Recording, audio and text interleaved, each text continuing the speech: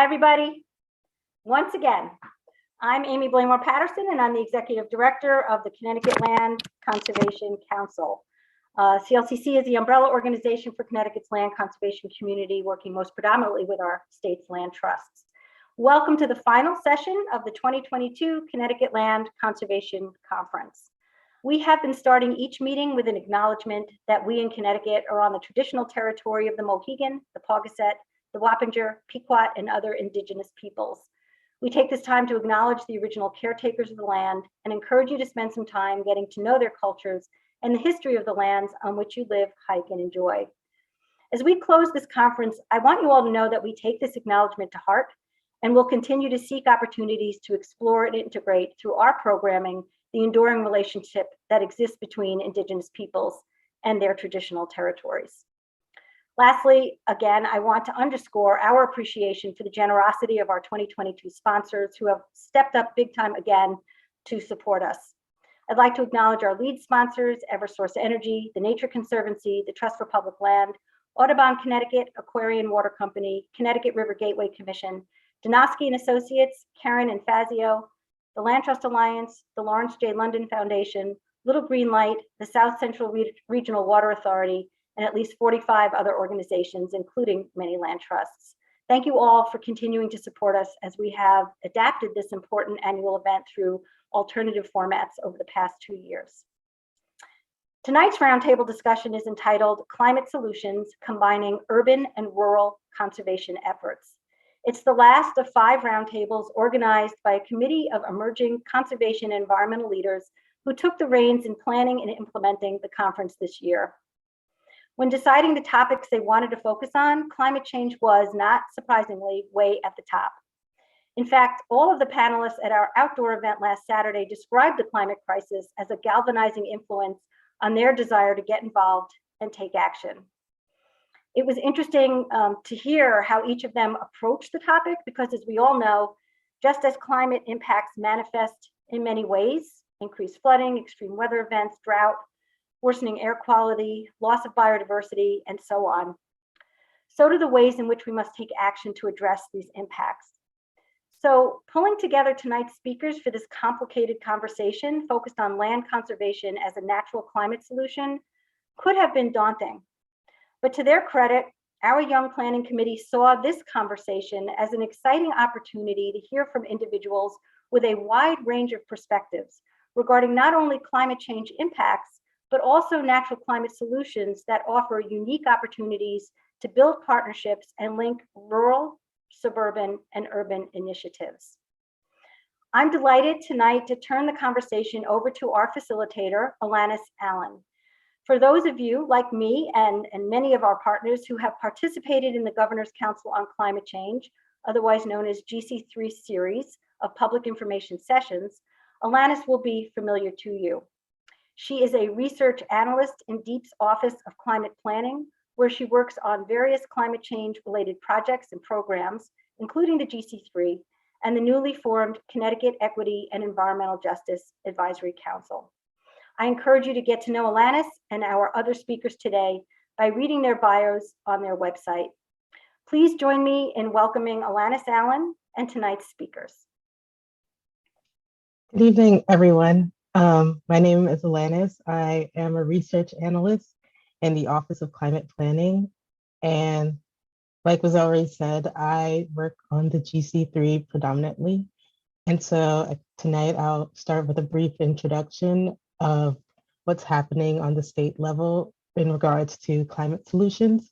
So climate solutions can be tackled through various sources. So one particular focus for tonight will be nature-based solutions, which encompasses things like allowing forests to regrow, restoring our coastal wetlands, and switching to restorative agricultural practices, all of which have both climate mitigation as well as adaptation benefits. And so with the GC3, we had several working groups, including the Equity Environmental Justice Working Group, Progress on Mitigation Strategies, and Natural and Working Lands, which encompass forestry, agriculture, wetlands, and rivers. And among others, working groups dedicated to developing recommendations for Connecticut to address climate adaptation and mitigation. These recommendations were published in the January 2021 report, Taking Action on Climate Change and Building a More Resilient Connecticut for All. Several of these recommendations were turned into legislation, such as an act concerning climate adaptation, which was passed last year, which enabled municipalities to create a stormwater authority to address water quality and flooding, and added climate resilience, flood prevention to the purview of municipal flood and erosion control boards, as well as expanded the scope of the Connecticut Green Bank to invest more broadly in environmental infrastructure, including climate resilience and adaptation projects. Other recommendations in the report became the 22 actions of the Executive Order 21-3 signed by Governor Lamont last December, which included actions such as the establishment of the Connecticut Equity and Environmental Justice Advisory Council and orders to various executive state agencies, such as one action, nature-based resilience on state properties, which directs DEEP and Department of Administrative Services to develop guidance for state agencies on how to use nature-based solutions for flood and erosion control, as well as stormwater management, integrate coastal marsh migration in state projects in coastal areas, and utilize low-impact development and green infrastructure in new state construction and state funding construction or redevelopment. This session, we've had several wins, including an act concerning climate mitigation, which codifies the 2040 zero carbon electric supply grid goal, which was established in Executive Order 3, and Senate Bill 4, which still has to be signed. And this bill makes various statutory changes regarding electric vehicle use and improves air quality by reducing transportation-related greenhouse gas emissions. And several measures were also passed in the budget, which would also further the recommendations of the GC3. So along with 7 million for the Department of Agriculture to support climate smart farming, there were also funds to support farmland restoration and climate resiliency plans. Additionally, there was language that requires school districts to provide climate change instruction as part of the science curriculum. So now I will allow the participants to introduce themselves. And first, would Sophie introduce yourself? Sure. Thanks, Alanis. It's really exciting to hear about all the things that are happening on the state level in Connecticut. My name is Sophie. I'm actually zooming in from Vermont, which is where I live. I work for Northeast Wilderness Trust, which is a regional organization that works to conserve forever wild landscapes in New England and New York. And so we do some work in Connecticut. We've conserved some land and are working to conserve more. And that work is close to my heart because I grew up in Simsbury, Connecticut. So I'm delighted to be here tonight. Okay. Next, we'll have Julia. Sure. Hi, everyone. My name is Julia Rogers, and I am the Senior Land Protection Manager at the Housatonic Valley Association. And we coordinate the Follow the Forest initiative, which I'll be talking very much more about this evening. Okay, great. Next, we'll have Louise. Hi, everybody. I'm so happy to be here. I am with the Norwalk River Watershed Association locally, and as part of my work there, I came together with a group that had the idea to create the pollinator pathway, which has grown from our watershed. It's in, I think, 11 states now, but it's basically a Northeast regional movement at this point, and I'm going to talk more about that. And next, we'll have Andrea. Good evening, everybody. I'm Andrea Urbano. I'm the service forester for Connecticut Deep. I service private and municipal forest landowners in New Haven, Middlesex, and Hartford counties. And I have an academic and research background in carbon forestry, and climate science. And next, we'll have Jason. Hello, my name is Jason Mellers. I am an environmental activist with the Young Voices for the Planet organization. We are a group that um, interviews young people and collects stories about climate change throughout the country, looking to find stories about youth that have fought back against climate injustice, and I am one of those stories. Last year, a coal plant in my neighborhood was recently retired, thanks to a campaign that I have been a large part of for since I was 10. And I'm happy to be here. And finally, we'll have Farmer Sean. Hi, I'm Farmer Sean from Park City Harvest. We are a local urban farm in Bridgeport, Connecticut. We just use organic practices to grow different herbs and vegetables that we sell at farmers markets and also make value-added products from. So happy to be here and ready to enjoy the night. Okay, and now we'll have each of our panelists describe their work in detail as it relates to land conservation and other natural climate solutions addressing climate change. So we'll start with Sophie.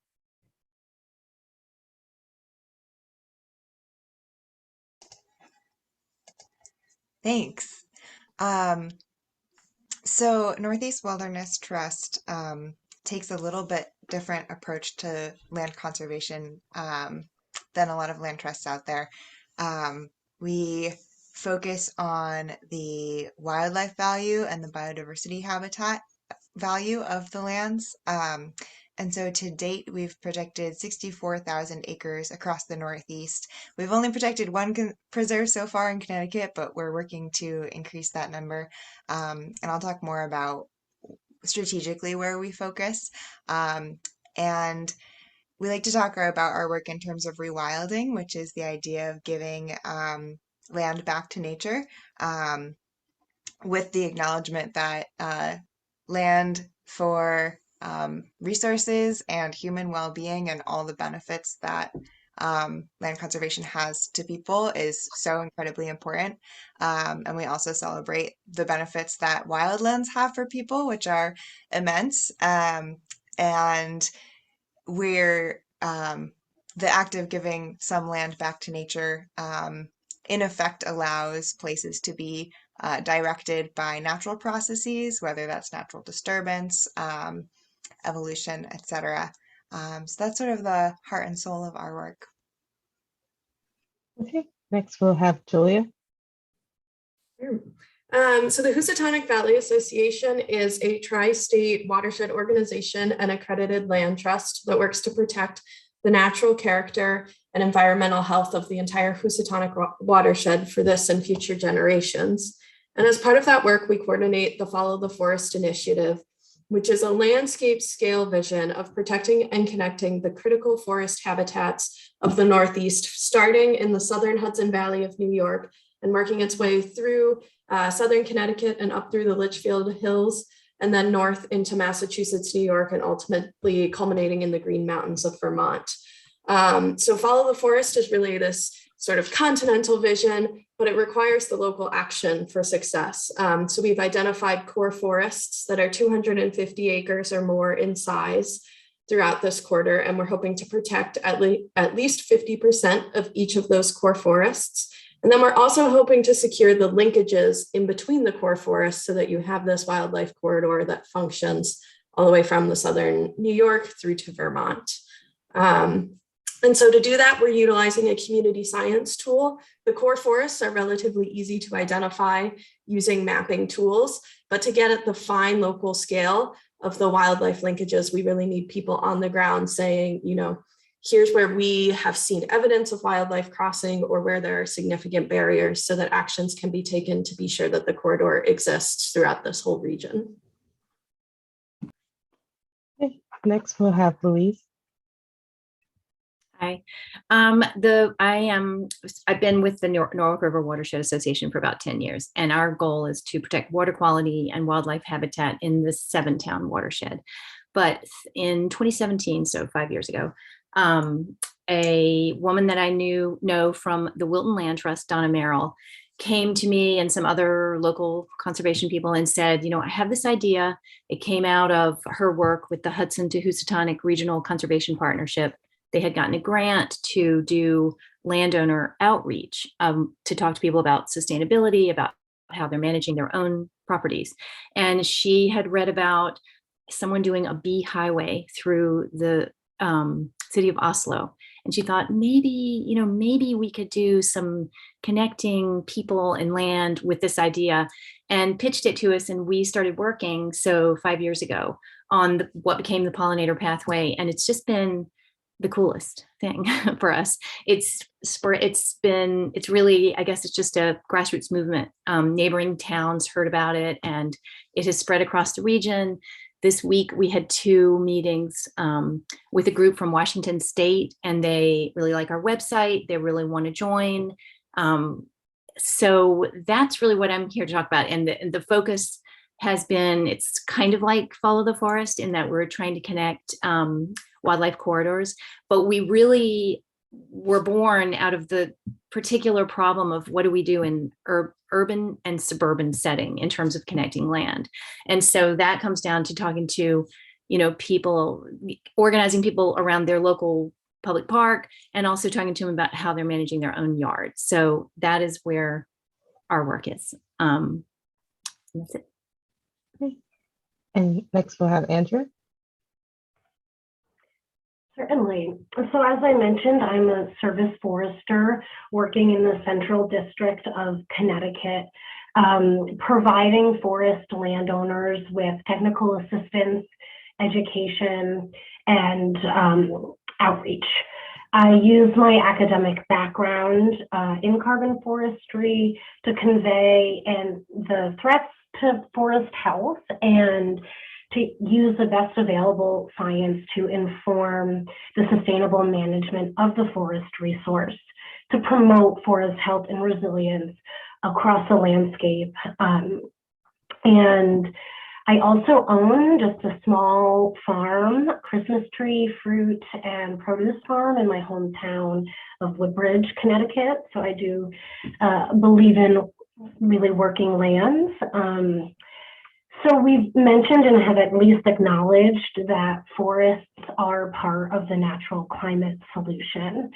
And in order to be part of that solution, they need to be functionally healthy and resilient, which is becoming more and more difficult for many reasons, one of which is climate change, but certainly land use conversion, parcelization, invasive plants and insects, and our increasing deer populations.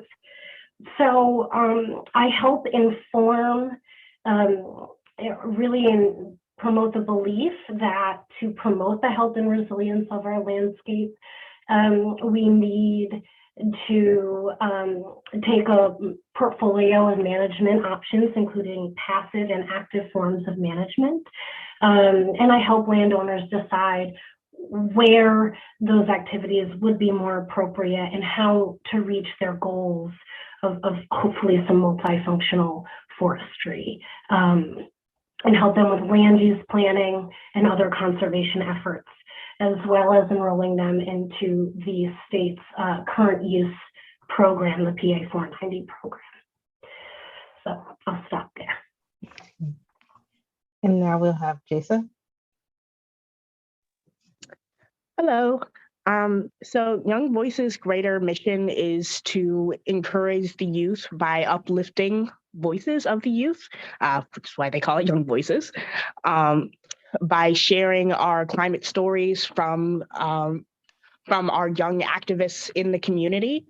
And one such story is my own. I am a stark advocate for my community here in Bridgeport, which has been suffering from environmental racism for many, many years now, which is just when these big organizations take advantage of the financial vulnerability of communities of color. and they use that vulnerability to abuse our lands and poison our air and poison our waters. And I'm sure all of you have read about such. Yes, I'm having difficulties. I'm sure all of you have read about such circumstances before. So that was what my video was about, and Young Voices has many, many more stories to share and different perspectives to share, quite like this panel. So that is just what our organization is about, and that is what I'm about personally. And now we'll have Farmer Sean. Yes, thank you. As I stated, I'm co-owner of Park City Harvest. We're urban farm out in Bridgeport. And then as far as environmental concerns, is we try to use all organic practices for all the produce that we do grow, from pest management, and as far as mainly fertilizers as well. We do use organic compost practices, and we try to educate as much as we can. We are currently working on a project as far as educating people about, in a sense, their front lawns and the amount of water pollution that's occurred from just the fertilization of it. So just teaching different ways on how to properly fertilize it, or in a way of just transforming it into something that would be more beneficial for the environment, whether it be a floral garden or a pollinator garden, or anything to that effect. Thank you all for describing your very important work. And so to lead us into our first discussion question, through your diverse roles and experiences, what are the direct impacts of climate change that you are seeing in your communities or those that you work in? So we'll start with Sophie again. Sure. I'm gonna take a slightly potentially unexpected tack on the word community. I think a lot of times we think of human community, and we are, um, trying to increase our involvement with the human communities around our preserves. But I'm gonna answer this question from sort of the land community, the other than human community side of things, since Northeast Wilderness Trust primarily focuses on biodiversity. So some of the things that we're seeing in response to climate change in terms of impacts on the land community include what I'm going to call phenological incongruity. And I don't know if that's a real term. I just threw it together. So phenology is like the passing of the seasons, who comes out when, who's blooming when are the insects coming out of their eggs, etc. And as we have winters shortening on either ends, we're seeing that the migrations of the birds, the openings of the flowers, the arrivals of the pollinators aren't quite matching up like they used to, like they have for millennia. And the change is just happening so fast that there's not quite that, we're not quite sure how that's going to impact everybody. Another result that we're seeing is with the change during the winters of so much more rain and then hard freezes, and so much less deep snowpack. Animals that and other critters that rely on that deep snowpack, which is really insulating to make it through the winter, whether that's deer bedding down in the deep snowpack or little rodents who are making their holes and tunnels under the snowpack. They're affected by this rain freeze cycle, which just results in ice or puddles. And then we've also got the animals who have evolved and adapted to hunt in that deep snow and are really specialized to hunting their prey in those deep snow conditions. So lynx and marten come to mind, also creatures who need these really vast connected territories that we're talking about that are covered in forest. So those are the big things that come to mind for me of how climate change is impacting the land community across the Northeast. And on a big picture scale, we're starting to see those ranges shift of animals northwards or even between microclimates as the climatic conditions are changing really rapidly. And next, Julia. Yeah, and I think a lot of what I thought about is very similar to what Sophie is thinking about. And I want to pick up on what you said about species migrating northward and the need for vast connected spaces. And so one of the things we're thinking about with Follow the Forest is how animals are moving throughout this landscape that has been so impacted by humans. And one of our boundaries are these large rivers that with climate change, we're no longer seeing the hard freezes that used to happen on the Hudson River. There are stories in Cold Spring of being able to walk across the Hudson River over to Cornwall, New York, and that does not happen any longer. And I'm sure there are many people here who could tell me similar stories about the Connecticut or other large rivers in Connecticut. And so without those hard freezes on the rivers turn into much larger barriers for many of our animal species that may not be able to swim across, large, deep bodies of water, and may therefore need to travel much further north to the headwaters or shallower areas of those rivers to be able to connect, east or northward. I also thought it pertinent to mention, given HVA's watershed organization, just the quantity of large rain events that are happening and the amount of rain that we're seeing falling in such short periods of time. Our infrastructure is not prepared for the amount of rain that we're seeing fall in, an hour or so.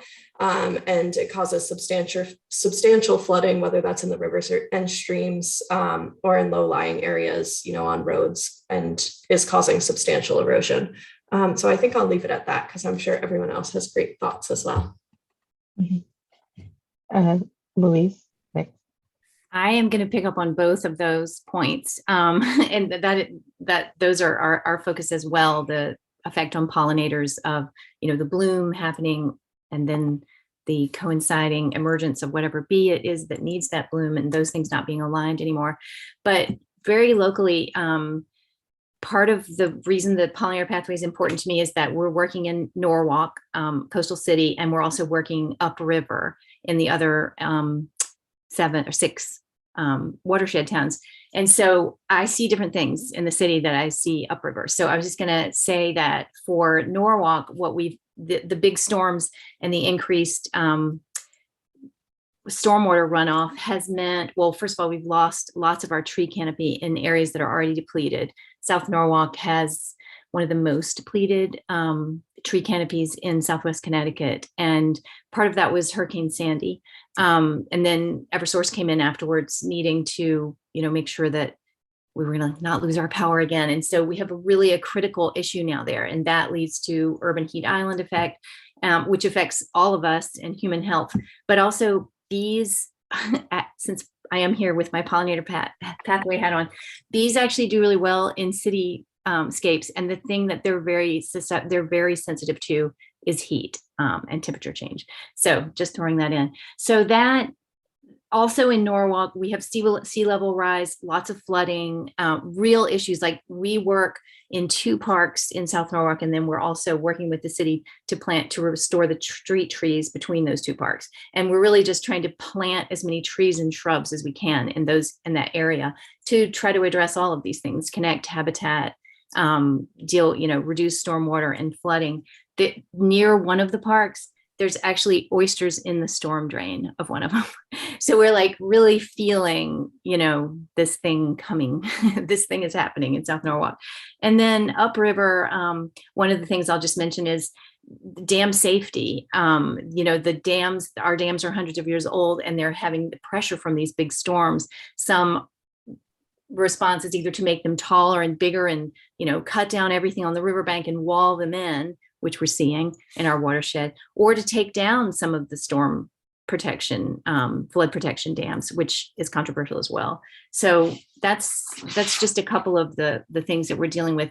I mean, and another is drought. So on the other side of the big storms is we're seeing drought, and we're seeing flow be reduced in the rivers, and that also affecting the connectivity of rivers and wildlife in the water. So anyway, I won't go on. I do have more on my list, but I'll stop. Okay, Andrea, your thoughts? Sure. I echo the facts and sentiments of my fellow speakers here tonight. You all have articulated some really important points. And I'll kind of complement and add to those points in the lens of forests specifically. Winter warming and drought, I would say, are kind of the two climate-related changes that we are seeing have the greatest impact on forest health and resilience across Connecticut's landscape. Winters, Sophie mentioned the lack of snow depth and snow cover. These data are kind of astounding. We are having 10 inches of fewer of snow, less of winter on average since the 1950s. And this is only expected to increase over time. This impacts our wood products economy because most sustainable forestry is conducted, operations are conducted under frozen conditions. So contributes to concepts of carbon leakage and substitution, which only contributes more to climate change. But beyond that, that insulation that Sophie mentioned, as critical as it is for wildlife, it's equally critical for the health of larger biomass, woody vegetative biomass like trees. Roots require this insulation for health and function. It promotes healthy arthropod populations, which keeps soil profiles healthy.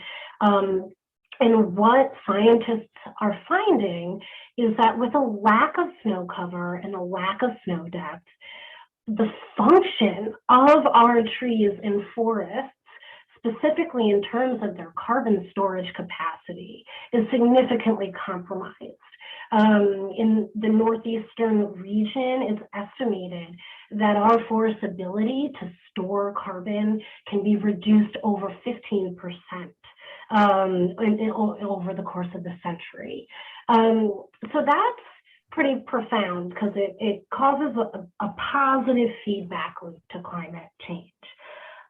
Related to those warming winters and longer growing season is the rapid spread and abundance of invasive plants and the migration of these plants from southerly regions into Connecticut and the Northeast. This is impacting forest health and resilience and biodiversity at large for what I am sure are obvious reasons to this community.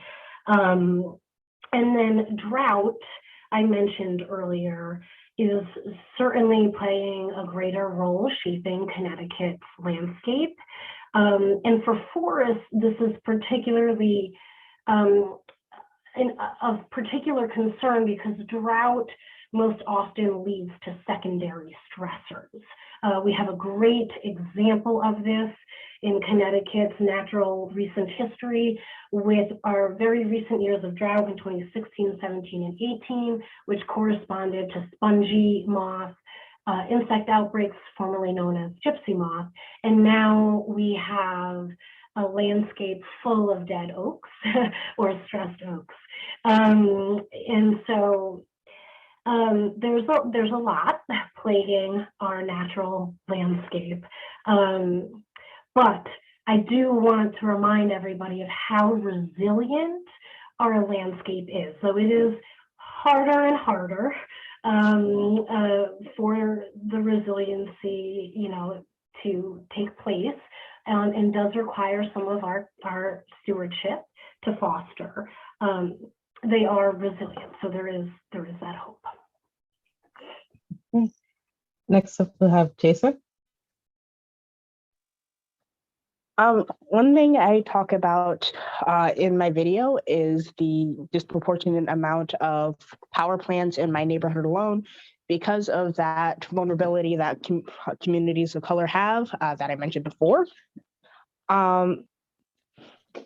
But another just as important aspect of environmental racism are the food deserts that many communities of color suffer from, especially indigenous communities, the ones that tend to our lands. I once watched a video of a young indigenous man talking about how the closest grocery store to his reservation was 30 miles away. Urban areas like Bridgeport suffer from this in different ways. Our communities are flooded with fast food restaurants that offer little to no nutritional value, while genuine grocery stores are getting increasingly rare to find these days, and especially with affordable food, even more so. And because of the horrible weather that climate change has been causing, our food prices and produce value has skyrocketed. So grocery stores have been raising their prices by an enormous amount. I believe in 2021, it raised by some 31%. And that is just starving out our communities even faster. So these food deserts are a real threat to our communities. And like I said, especially indigenous communities that have to walk some 30 miles or even more just to get a single bag of food. So next we'll have Farmer Sean for your thoughts. Well, thank you for that. With the recent climate changes, what it's actually been doing is we have unreliable and shorter growing seasons. The frost dates are actually later in the season, so even when farmers are putting crops out, they're losing a lot of plants. To piggyback off of what everybody else was saying regarding floods and droughts, last year, I know tons of farmers that actually lost a majority, if not all of their crops due to the floods that were happening. And then subsequently, even when they replanted, they lost a lot of them due to the droughts later on in the season. What that does in an urban setting, especially for us in Bridgeport, is with the unreliable seasons, is our plants are needed to start off earlier in the season. So what ends up happening is it increases our expenses as far as lights and as far as heat, because we are one in Connecticut and in an urban setting where, reduced to growing everything indoors. So that definitely affects the cost of the produce at the end of the season. And one of our missions is to get our foods into the local community and to do things like this and spread the word about that. So people do know that we are out here and that there are urban farmers that actually care about everything. So the climate change is affecting pollinators, that affects the yield of the products and of the plants themselves. So everything is connected. Mhm. Yeah, so I definitely heard some crossover in your responses. So I'd like to give any of our panelists an opportunity to respond to each other, especially across discipline, would be very interesting. So has anything that one of your colleagues said interest you? So yes, Andrea. Yeah, I would just like to add and pay homage to kind of the disproportionate effects felt in our urban landscapes relative to rural. Not like one such example is that of the heat island. So it is disproportionately warmer in our cities like Hartford, Bridgeport, Stamford, etc., relative to our suburban or rural communities. But there's also a higher demand, and as such, there's a greater need for urban tree care, canopy, and green spaces to offset those impacts. And so there's not environmental injustices, but that requires, municipal funding and devoted caretakers and, multifaceted work and investments to make happen. And so I appreciate those who mentioned, those disproportionate effects and really think the conversation needs to be all encompassing across the urban to rural landscape gradient. Okay, I see Jason's hands raised. Jason? Yes, one thing I always say during these webinars is that climate justice is social justice. If you're going to open a discussion about climate justice, then it has to be intersectional. Thank you so much, Andrea, for pointing that out. So you have to open the discussion to realities all across the board, because something that is sustainable for one person will not be sustainable for another. I once went to a conference and they were recommending people to buy solar panels and install them on their houses. And I immediately thought that that would not be sustainable or even realistic for many people in my community, because a lot of us do live in apartments. So we would not be able to install those solar panels on our roofs, even if we were able to afford them, which is the first thing, that we would not be able to afford them. So yes, I always feel the need to point out that these conversations should be intersectional and they should also always be inclusive. Any other comments? Okay, we can move on to our next discussion question, which kind of goes into what you see as the greatest challenges in addressing these impacts. So if we'd like to start with Sophie again.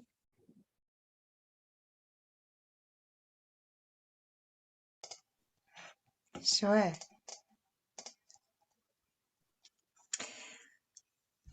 Oh gosh, what are the greatest challenges? I have to pick some. Well, there are a lot, so I'll just pick a few so that I don't take up the whole time.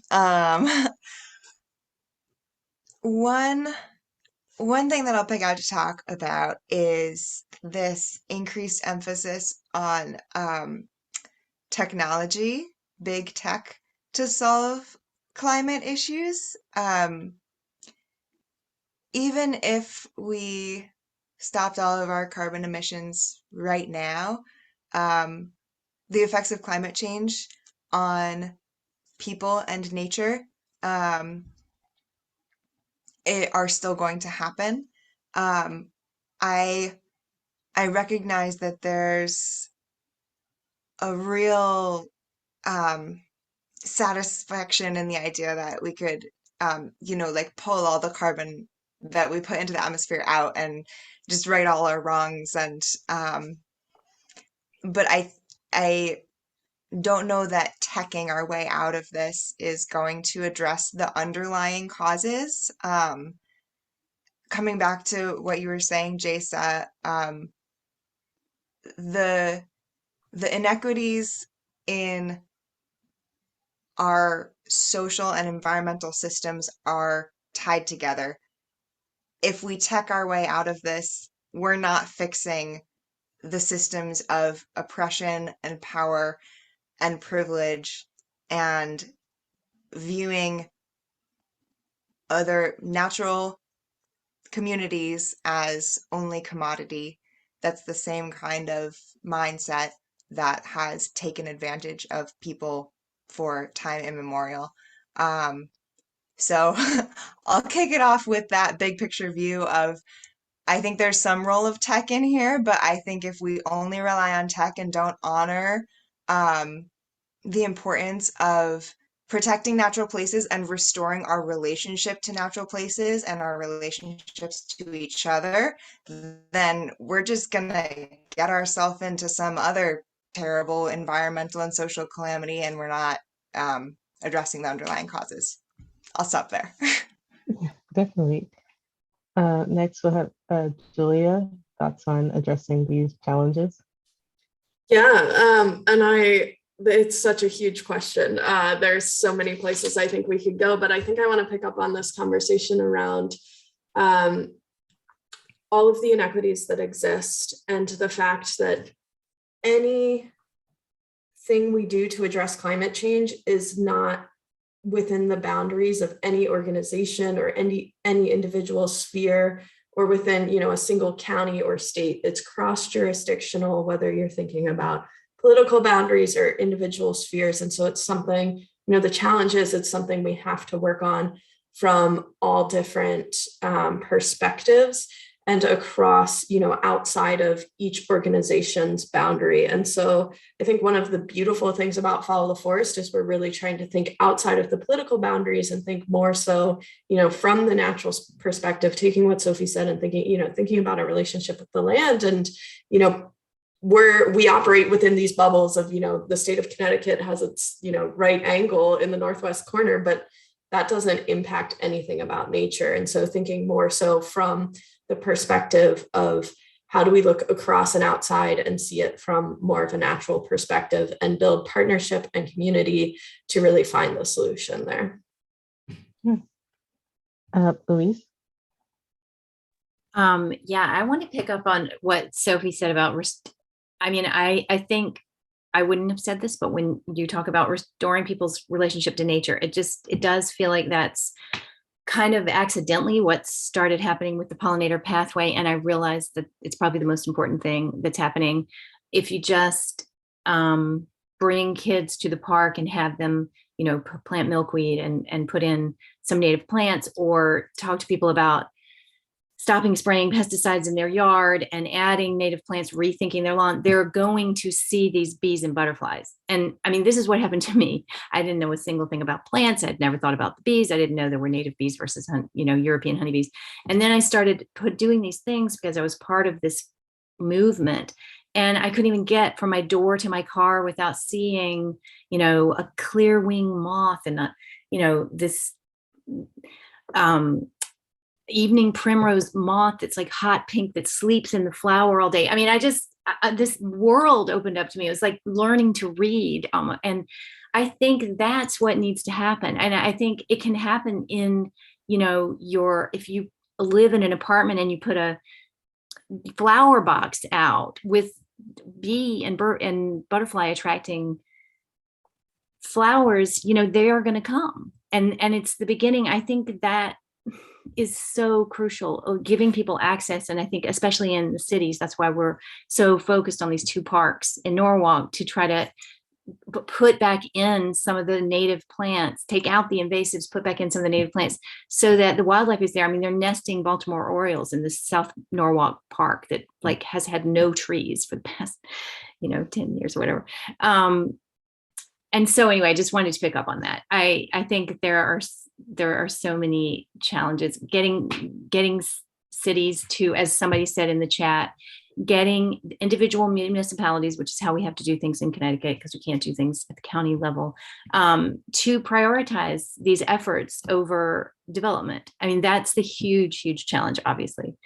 But I'd rather think about restoring people's relationship to nature, because I think that has to happen first, and then we push our municipal leaders to prioritize these issues. Yeah, definitely. Andrea, thoughts? Certainly, yeah. Great points had by all.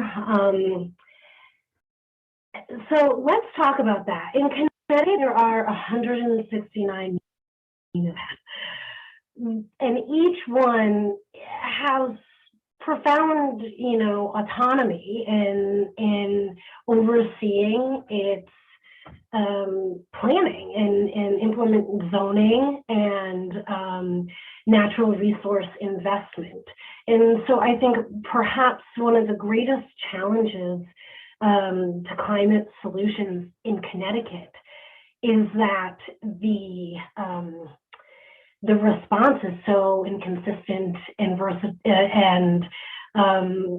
kind of scattered, ruined.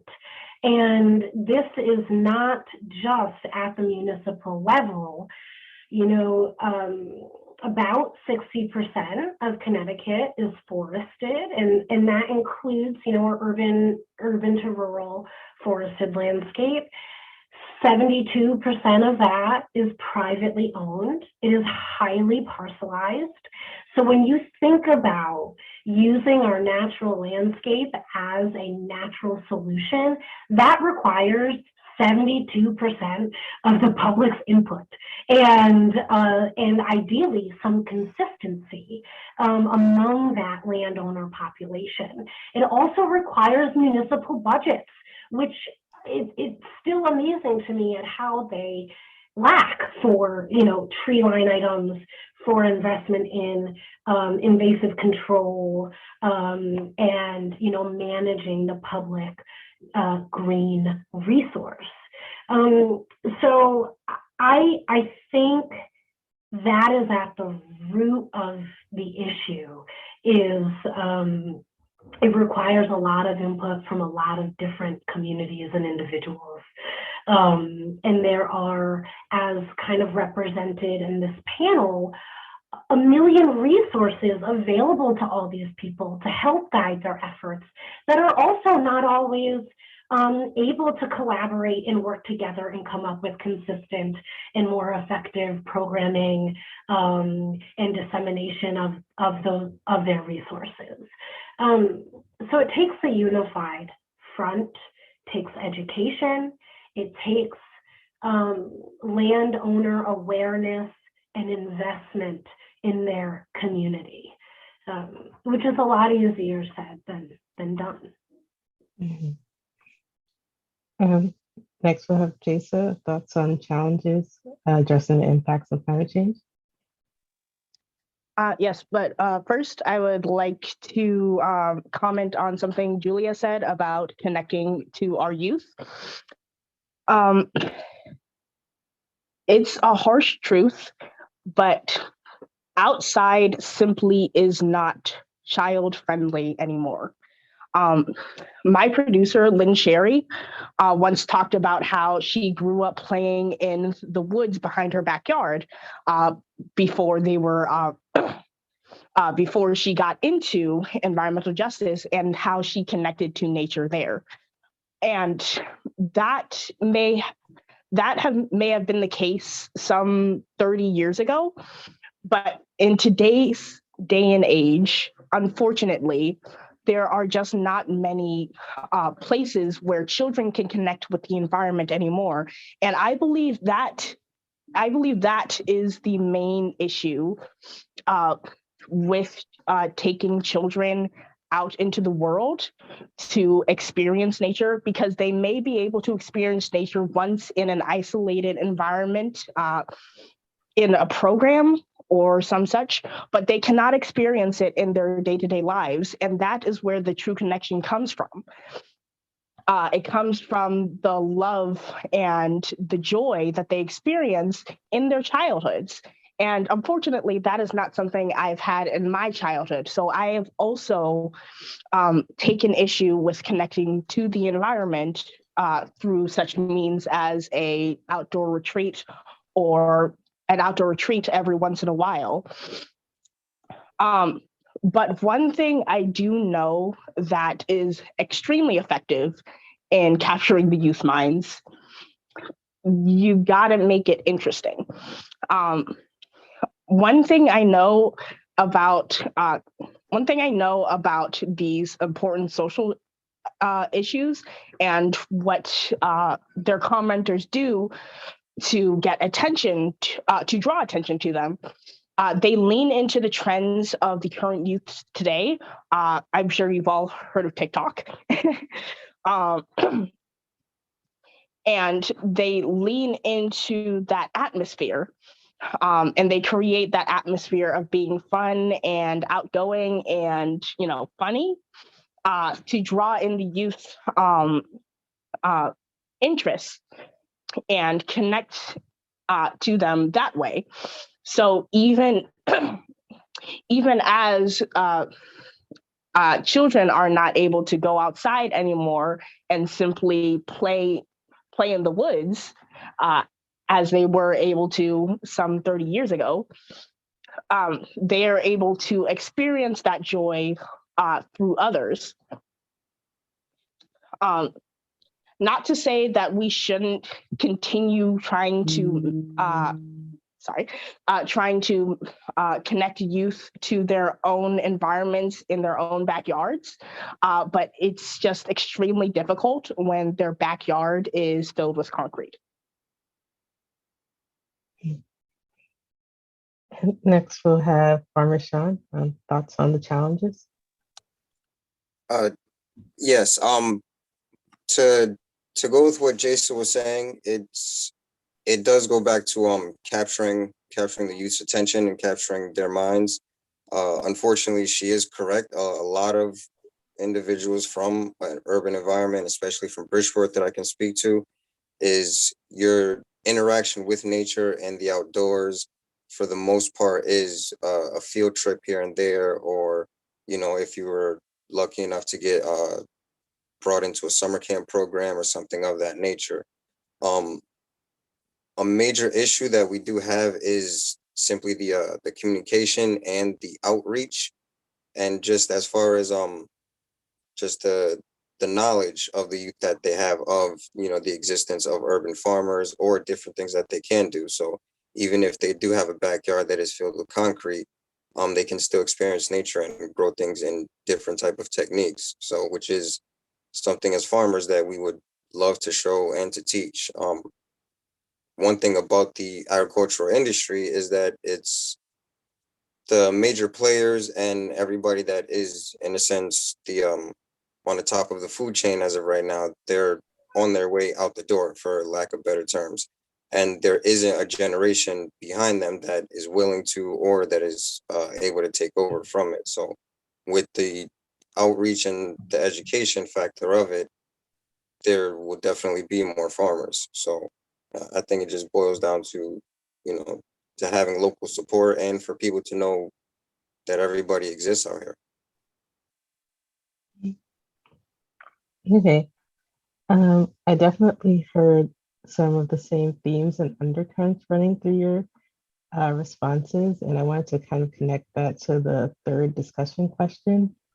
So what do you see I think I heard a couple of hints to your response to this, but what do you see as the greatest opportunities in addressing these impacts, especially kind of centering equity in these opportunities and moving forward in addressing the impacts of climate change across all of your respective disciplines?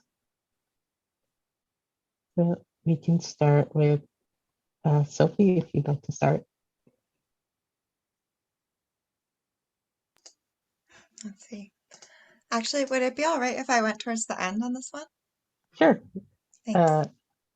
Anyone has any? I can start. Sophie, I was Would going like to to start? ask if Yeah. you, oh yeah, go ahead, Farmer Sean. Yeah. When I was going back to the local support of it, one thing that I can see as far as a solution is, as of right now, the USDA and the Department of Ag, they actually did partner up, and they do have funds to what they're going to do is a LFPA program, which is a local food purchasing agreement program. Essentially, what that's going to do is that they'll actually be paying urban farmers and producers that grow produce and make different products from that. They're actually going to be paying them to directly supply to different food banks and different food pantries as well. So we would be able to partner up with different food hubs or larger food organizations such as Food Share or Brass City Harvest out in Waterbury. We'll be able to partner up with them, and produce that normally would have been donated, or if for lack of transport, which is definitely a common factor in the urban setting. So lack of transport or lack of storage where food would have been wasted or had to have been thrown away, that they'll actually be brought to a local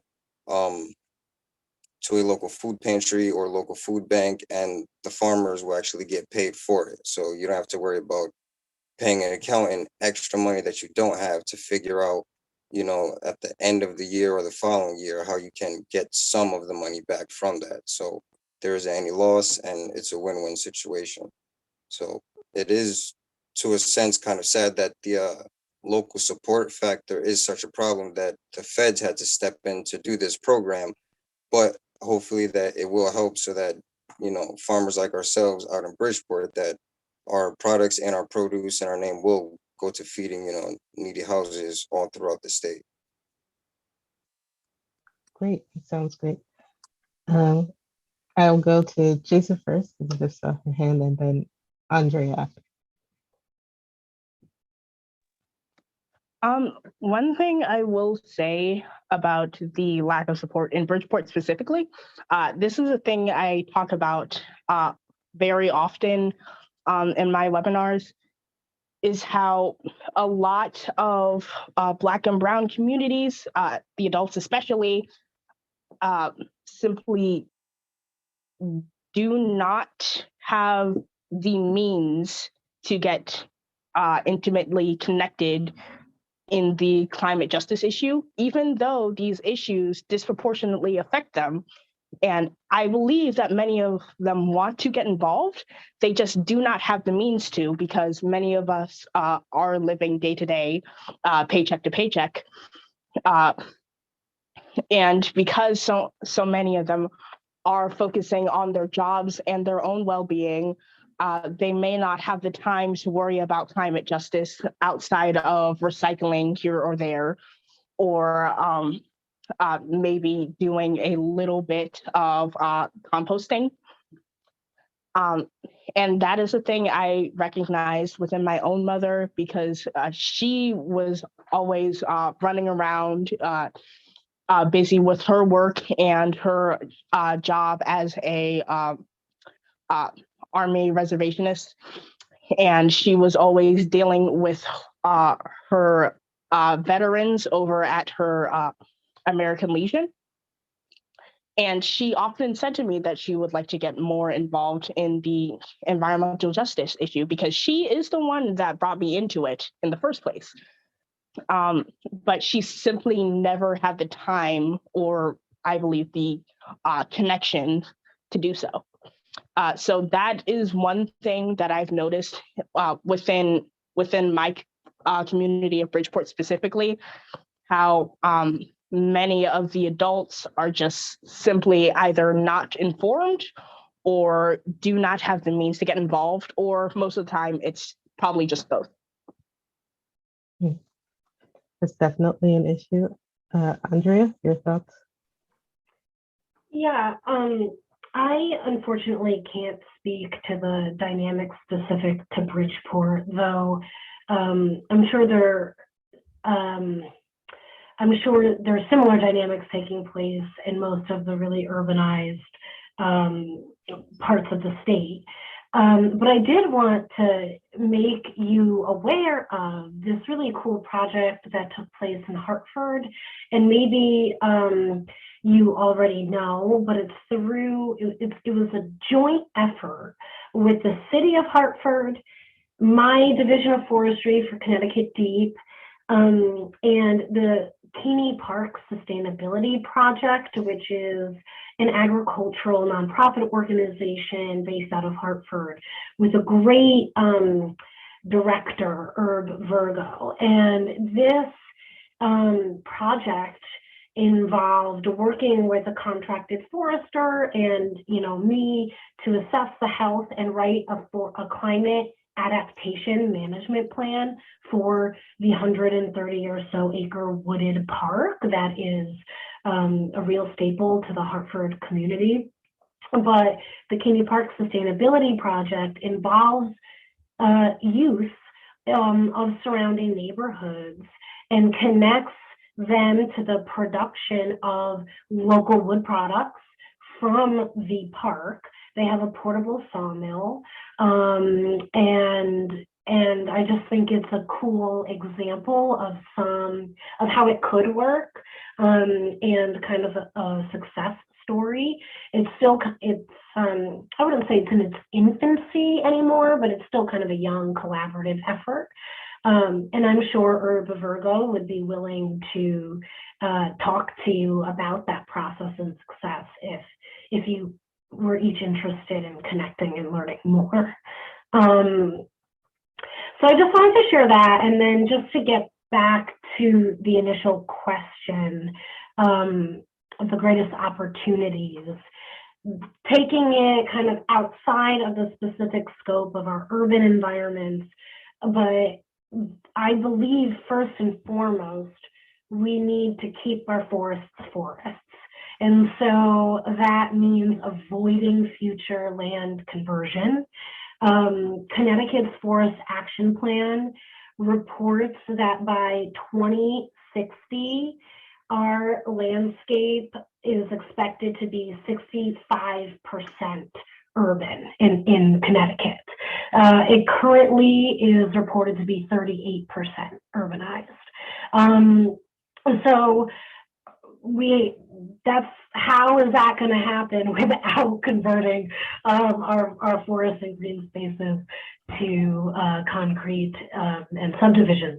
So this requires planning for your land. Most of the forest landowner demographic in the state is in their 60s, nearing retirement, and is at a critical stage in their lives to really think about what lies ahead for that land. So helping landowners come to those estate planning decisions and finding those resources, I think, is really important. And tying that into the municipal land ownership, I think these urban communities need to understand the importance of a healthy tree canopy and what that even looks like, and where there are opportunities to invest in green infrastructure and plant the right trees in the right place. It's so basic, but it's not commonly practiced. And then having a plan for the urban green infrastructure is critical as well, because often efforts are taken to put trees in the ground, for example, but then they're forgotten and not watered or pruned or cared for. So I'll get off my soapbox now, but just wanted to make those points. Yeah, Julia. Sure. So there have been so many great responses, and I've been sitting here sort of trying to think about how all of these things connect. And one of the things that I think really comes out of the conversation that we're having is the importance of sort of this urban to rural gradient that this panel is based off of, the need for intersectionalism in the climate conversation across the world and in Connecticut. And then as you start to think about the land conservation makeup in the state of Connecticut, we have a lot of single town land trusts. And those land trusts do such important and great work. And as we think about climate change and how we're all impacting each other, the need for regional planning and thinking beyond our boundaries is so important. And so something that Follow the Forest does with the towns that fit into sort of our Follow the Forest region and that could be replicated elsewhere is helping single town land trusts to think just a little bit beyond the borders and think about, where you fit in the context of the landscape. So for example, many of our cities get their drinking water supply from towns outside of their cities. The city of Waterbury's water supply is up into the northwest corner, and same with Bristol and New Britain. And so protecting those water supplies is critical for clean water, and also critical as we think about, the climate corridor and the Follow the Forest corridor. So I think, the concept of regional planning and thinking about, I noticed in the chat, someone mentioned, the conversion of forested land to development, and thinking about, and Andrea was mentioning, how much of the state is predicted to become urbanized. And I think in some ways we have to acknowledge that development is going to continue to happen. And if that is the case and we accept that as true, then we have to think about planning where that occurs and, thinking about what makes sense from so many of these different perspectives. Obviously from my perspective, thinking about the Follow the Forest corridor and making sure, we're keeping core forests intact and maintaining those wildlife linkages. I think Luis, yes. I had a thought as well. On to follow up on Jace's point about access to nature, which I was hearing about, I think, in the conversation 2 days ago at lunchtime, and I've really just been thinking about it. And I just wanted to say we have something in our area. We have an emerging, we've been working on it for years, but the Norwalk River Valley Trail System. So this is a trail system that's going to start in South Norwalk at the coast and go up through all these towns that do up to Danbury. So through lots of land trusts, open, lots of forested land. I mean, it is going to be the case not that long from now that you can ride your bike from South Norwalk to, an open space in Wilton or Ridgefield, and the reverse. Like you can come from these towns that are upriver down to the coast. And I just think of that kind of actual physical infrastructure connection is also really important for giving everybody access to both to nature, and the fact that it goes along a river is also a huge plus. So I just wanted to talk about that, and I had another point, but I'll let you go, Sophie. Sure. I'm just really enjoying hearing from all of you.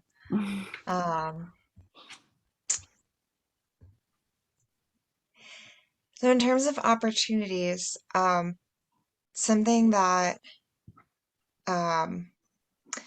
well, Andrea, you said something of we have to do as much as we can to keep our forests. And thinking about the opportunity that we have here in the Northeast region, I'm usually thinking at a regional scale of the Northeast, but with 60% of Connecticut, this is now true as well, that we have forests. And in just to compare with Europe, like there are entire countries that are completely denuded of the original ecosystems that were there.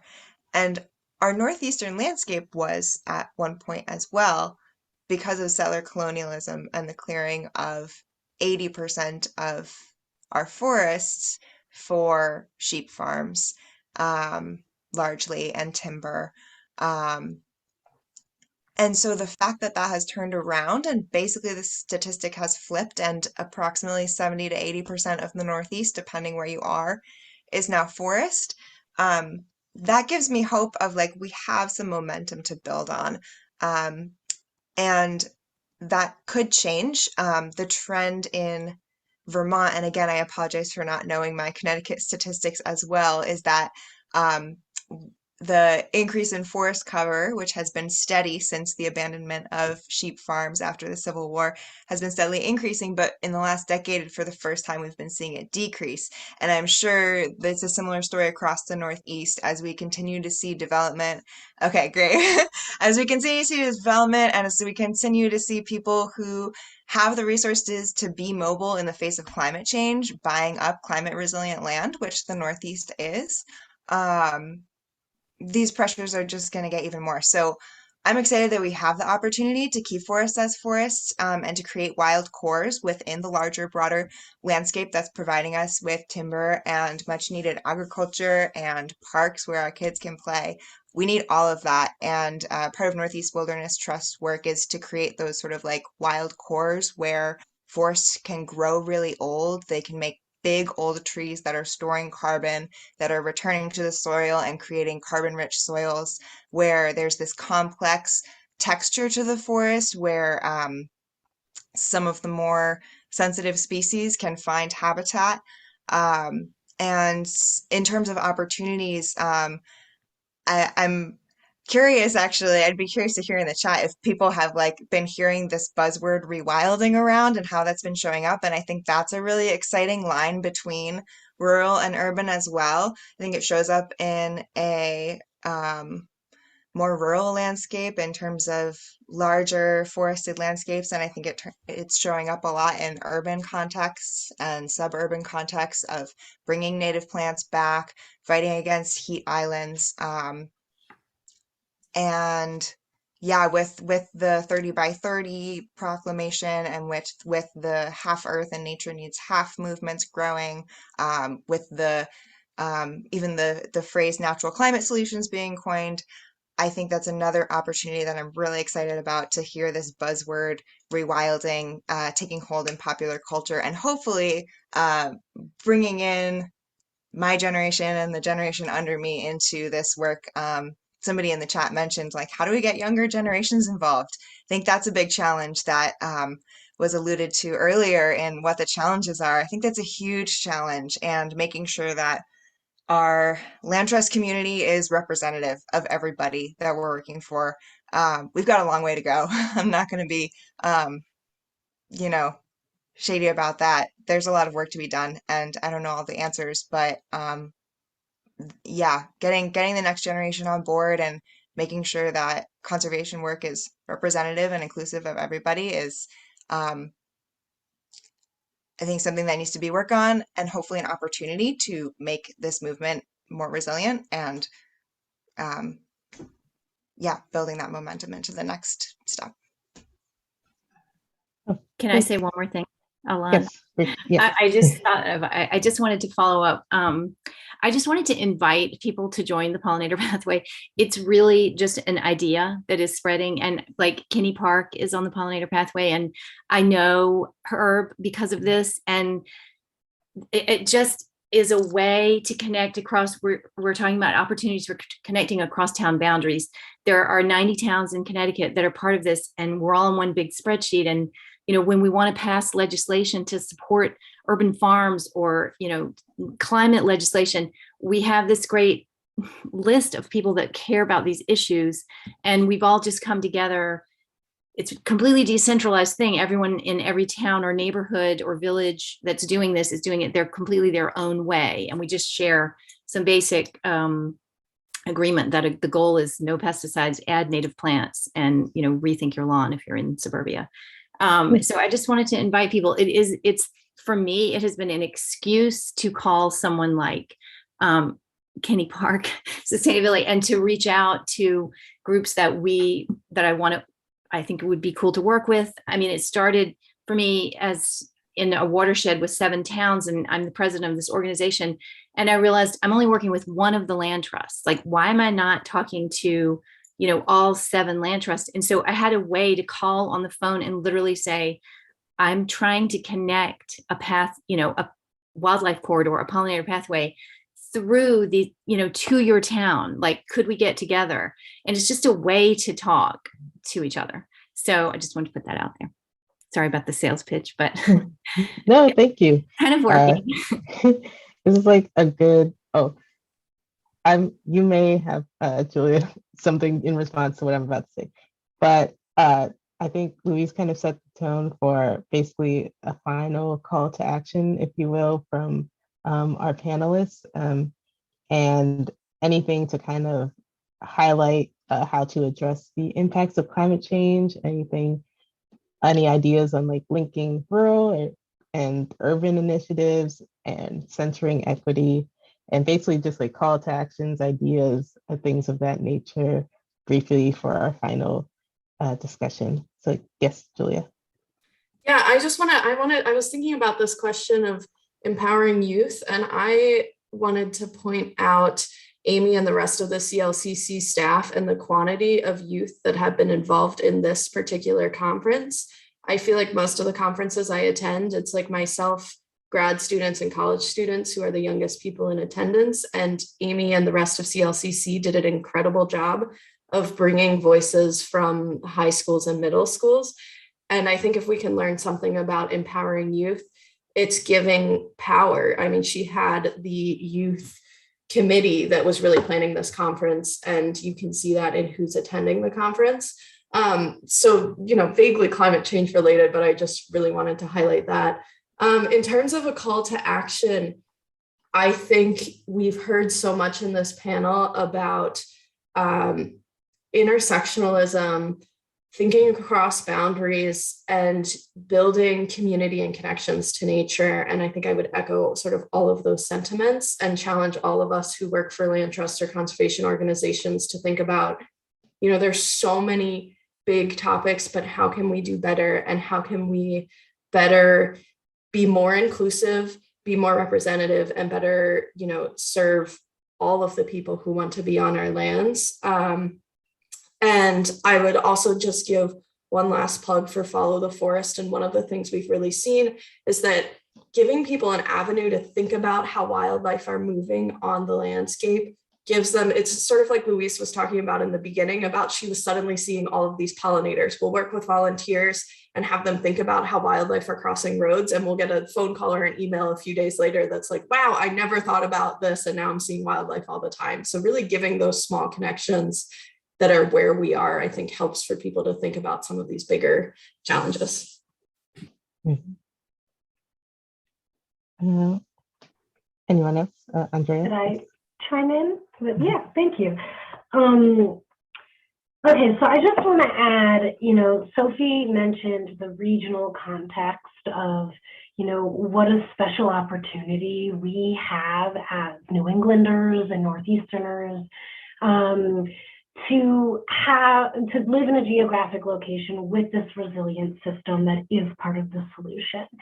And it's really important to think of these solutions at all these different landscape scales, because the approach we take to fostering ecological health, human health, and everything in between really depends on the spatial and temporal scales at which we're operating. So our goals for the landscape scale may not be the same for the individual parcel scale, and likely wouldn't be. One kind of general rule, I guess, to the solution is that only a healthy, functional system will meet the demands that we are requiring from our natural resources. Of course, having a forest is better, ecologically speaking, than like a Walmart, for example, even if that forest is inundated with invasive plants. But how much more capable would that forest be in mitigating the effects of climate change if it had a rich understory of diverse native plants, shrubs, and advanced tree regeneration? So a point I'd like to make is to make our systems more resilient and adaptable in this era of change, we need to have a diverse landscape, both in native species diversity and in structure. Our forests need to look different. They can't all look the same. They need to be of different sizes and ages and mixes of ages and species. And we can do that through both active and passive forms of management. So moving forward, let's pick a spatial scale and call upon your resources to work through some of the ways to promote the health of that resource or reestablish it as one. And so keep your eyes out for the resources Amy or Christina circulates after this roundtable discussion, because there are professionals here to help and guide practices. And one last point I want to make, we've all kind of emphasized the importance of increasing access to our natural resource as a way to foster stewardship, particularly to our youth. And I would just be remiss if I didn't add, access is key, but so is education. We can't have one without the other. Our forests, especially in this COVID world, are throughout the urban to rural landscape, are in the greatest recreational demand they've ever been in. And it's at a detriment to the health and function of these systems. It's really important that we educate people to only ride their mountain bikes on authorized mountain bike trails. Stop creating erosion and introducing invasive species mountain bikers. So like this is, I'm fearful of increasing access without also increasing the awareness of the responsibility that comes with having that access. So I just wanted to add that, and I thank you all for your. Thank you. Any other last points or calls to action? Yeah, Sophie. Yeah. I guess my call to action would be for land trusts to think about where, I think this kind of gets at the increase of trail networks and riding your bike on the designated trails. Where are we going to set aside the places where that are primarily for nature? There is a dearth of old forests on our landscape, and there needs to be a place where there needs to be a certain amount of space on our landscape, I believe, and Northeast Wilderness Trust believes, where we decide that people, while are going to approach the land as a community of living beings, there's a place for natural resources. That's part of our relationship to the land, but there's also a place for recognizing that the land has its own needs, and that those are really different from ours. That we people are one part of a much larger system of life on this planet, and we've been taking up a lot of space. And so there's this balance between rekindling our affection for everybody from the evening primrose moth to the black bear that we might not get to see all that often. And also knowing that those creatures need some space and they need some time and they need these old forest features that are largely absent. And wilderness and rewilding really puts, really the goal is to bring those old forests back to our landscape and have some places where there can be some quiet spots for, yeah, the mushrooms and the moths. So that would be my call to action is we need it all, and often nature can sometimes get the short end of the stick. Any of our other panels?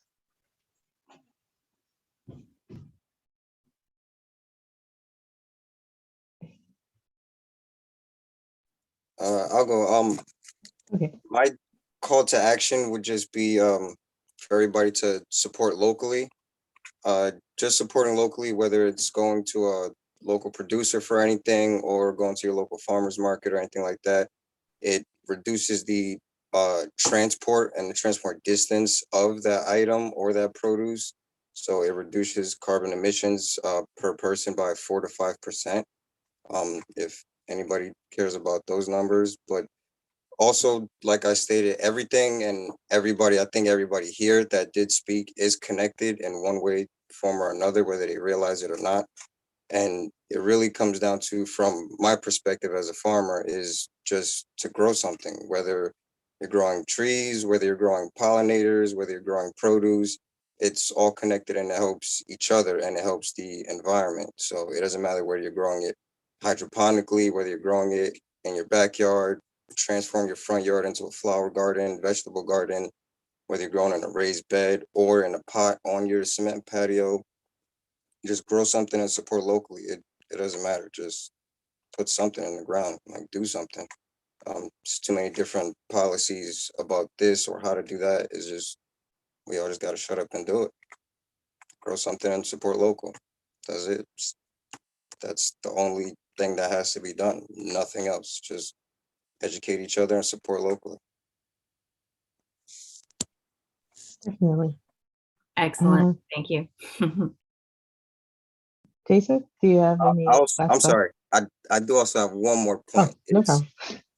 With all of that being said, I just do want to make people aware that literally, if a farmer doesn't work, nobody eats. So I just want everybody to be aware of that. So the education and just the support of it. So from our urban community, a lot of times what motivates the youth is making money. So if they don't see a farmer making money, why would they do that? Whether he's growing food, plants, flowers, trees. So support locally, because again, if a farmer doesn't work, literally nobody eats. Mhm. Definitely. Any other last thoughts? Tessa, any last thoughts? I believe I kind of made a call to action earlier. I believe one of the main things we can do to entice the youth, especially like teenagers, and that's that's my expert opinion as a teenager. The one thing we can do to entice teenagers is just to make it trendy, basically. Make it trendy, make it fun, make it cool. There is this woman online, and she is a beekeeper, and she's very popular online, and her popularity has expanded to affect how people view how her audience view the bees that she keeps, because in every video she sorry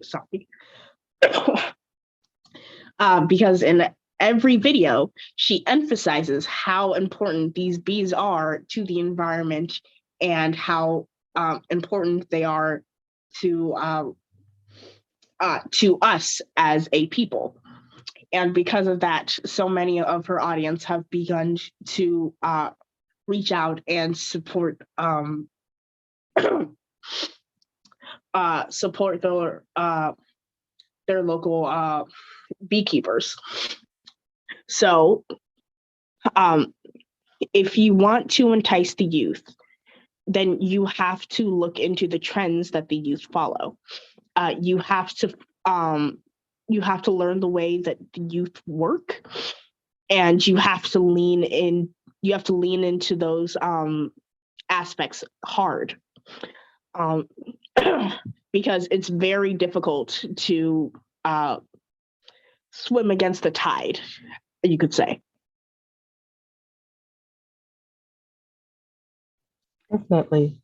It seems like a great place to stop, kind of inspiring the youth to kind of get outdoors, but also making it enticing. It's really an interesting challenge, but also opportunity. So I'd like to thank all of our panelists and also pass it back to Amy. Wow, thank you. I'm not going to try and top those last words there. They were inspirational, as was everybody's words tonight. I want to thank you all so much. Alanis, you did a phenomenal job in facilitating a very large group here, but you all had so much to say, and it was worth having this large group so that we could hear this diversity of perspectives tonight. So thank you all so much. Thank you all to our participants tonight out there. And I know we didn't get to the questions in the chat. I'm going to look at all of those, and I will come back to you if I can with some responses from our panelists tonight. I want to thank our youth committee that put this conference together. I want to thank Doris Johnson for so much of her advice and for connecting us with so many of the speakers throughout the last week. And again, to all of you for taking the time to join us. This has been a little bit of an outside the box conference for us, not only of course in format, but mostly in content and in speakers, as was alluded to tonight. And I hope that all of you will take something from this. I know I did, and we will continue to work forward to make sure that everyone gains the benefits of green spaces, local foods, and the outdoors. So thank you so much, everybody. Have a wonderful night, and take good care.